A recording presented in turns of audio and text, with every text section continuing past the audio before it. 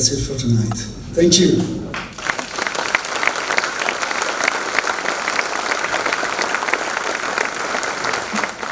So, Julien De Smedt, glad to welcome you here in Ardooien. How does it feel to be in Ardooien in such a building? It's actually quite a pleasure, because it's the kind of event where I can experience a place that I would probably never experience otherwise. You must have a very wonderful and strong team behind you. You also as a team leader. It seems that you consider architecture as a sort of a very creative game. Am I right? I wouldn't call it a game unless it was a game that engaged with society challenges, and I think what we're trying to do is to set out agendas for society's future, and sure, it's always a bit of a game to engage with so many. Well, you can use the word player. Yeah. So many players that we have to engage with in our world of constructing society.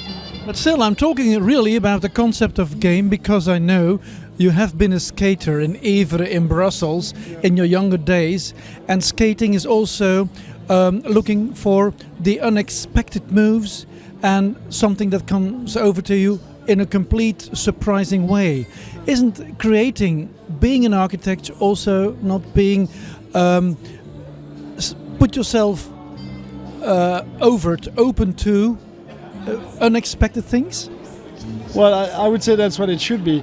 But talking about skateboarding, what's interesting about skateboarding is that it's a very engaging activity. And what is I'm very much involved in urban space and sort of creating urbanity, and I've come to the conclusion that what's interesting about skaters is that they are the most engaged actors of the urban realm. So they actually, because they're the ones who depend on it to do what they're doing, and as I was growing up, as a teenager, skateboarding, what happened to me is, it's basically that I got very engaged with the city. I learned how to deal with, materials, metal, concrete, stone, like in the hard way, in a very tactile way, which is also why I'm very interested in that aspect of architecture. But the other thing that has happened is that it awakened my desire to engage with urbanity and public space, and that's something that I really, many years after, in retrospect, I understand about myself. Yeah. I never thought of it in the first place. Yeah, I see. One of the most important things of your architectural point of view is ecology. It's very important to think ecologically. Absolutely. I think in our society we basically we're one, if not the most. I think we're like probably the first or second most consuming profession in the world, building development, and in a lot of times, in a lot of situations, urban development happens without needs. On top of the fact that it's already consuming, it's even consuming without really needing to do so. I'm thinking of places like Dubai that are created, overnight for no reason. And so we are engaged in environmental concerns in a quite different way than it is done, let's say, traditionally. We're not just trying to tick boxes in a list of what is good to do. We're trying to think outside of the box and with the much bigger picture, and in a way a sort of worldview of what would create positive change for environmental challenges today. Your office is also worldwide praised because of its low budgets. Yeah, it's something that we're quite proud of talking about, because something that is sort of unusual for the type of architecture that we do. We have been labeled star architects, which I think is a sort of that term is an issue because it really sort of it really is not what we care about and not the way that we act as architects. I mean, every star architect that I know as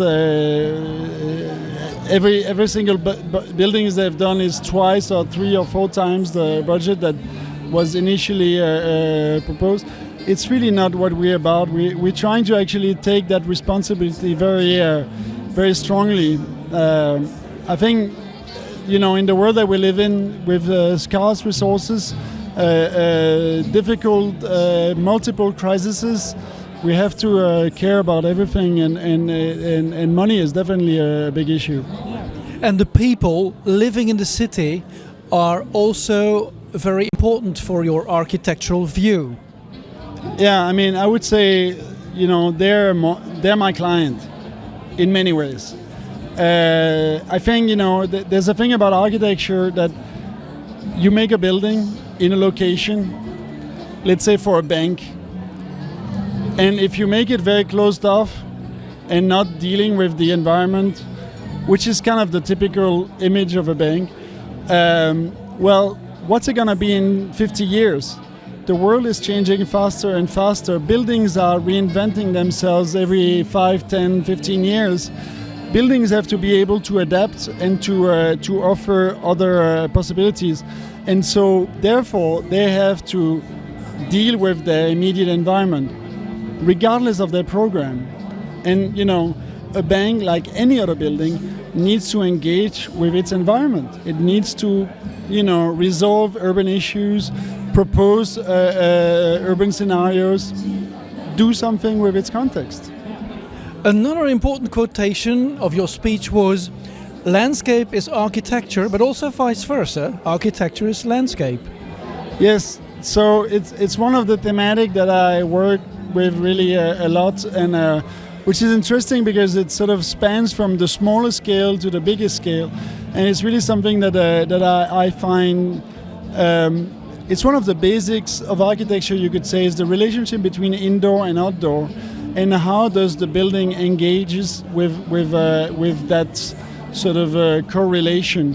And from a house that emerges from the landscape in the Jura region in France to a Congress Palace in Charleroi, that is actually a building that transforms itself into a landscape because of its location and the way that it can give that possibility to the society. These are like sort of opposed conditions that we really want to connect. You told us also that in your office a very young boy started to work there at the age of 15, I guess. Now, what about Julien De Smedt? You're only 40 years old and you've got already a worldwide appraisal for your work, for your creations. When did you become an architect? Well, it's actually like I studied in 6 different schools of architecture in 6 years. I should have been an architect a year earlier than I have been. But because I decided to actually, well, first I was scared of that because I would have been 22. And I thought like that's a little bit too early.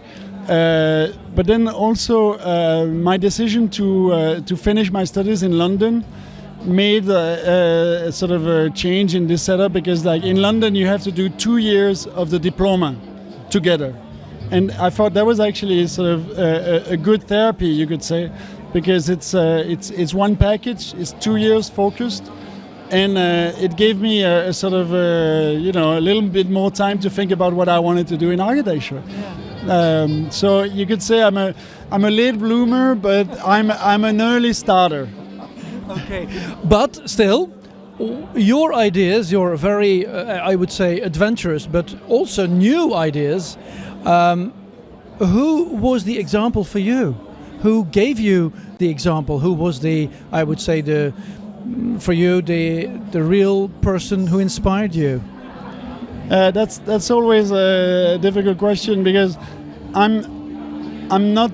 I mean, you could say in a way, I have too many references, too many people that I would say I owe, a lot of my career to.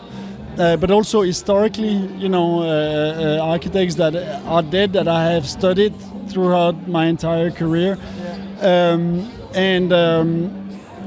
I don't. Well, I could answer that question to please you by saying that, of course, Rem Koolhaas was instrumental in many ways because he's the only guy I ever applied to. He's the only guy I ever worked for. Apart from him, I've only been having my own career. And I went to him, of course, for a reason. And that reason was very obvious, is that Rem was dealing with society in the wider sense of the word. He was not dealing with architecture. He was actually engaging with society on a political, cultural, financial level, on every level. And that is his greatest sort of contribution to architecture that I was, in a very early stage, very hungry for, that sort of understanding. But you are quite inspirational yourself. Have you got a message, as a final question, a message for young future architects? I would say don't give up, because there's a certain turn in architecture today for the past 4 or 5 years and ongoing of young offices actually creating and being very successful at it, but creating a type of architecture that is seen before, that is obedient to a lot of things that are pleasing to commissioners, but that is not challenging our society. And I think, I can like or dislike what they do, but my main issue is basically that when you're just taking care of an aesthetic and a style, you're not taking care of society. And what we have to engage with is issues, society issues. Our society, if you look at it on a world scope, is in crisis. And of course, the environmental aspect is triggering a lot of that crisis, but it trickles down into a lot of other crises that are very difficult to handle. And I think we need to, our role as architects is to sit in between decision makers and the people to create something that has meaning for the good of society. So it's, don't give up.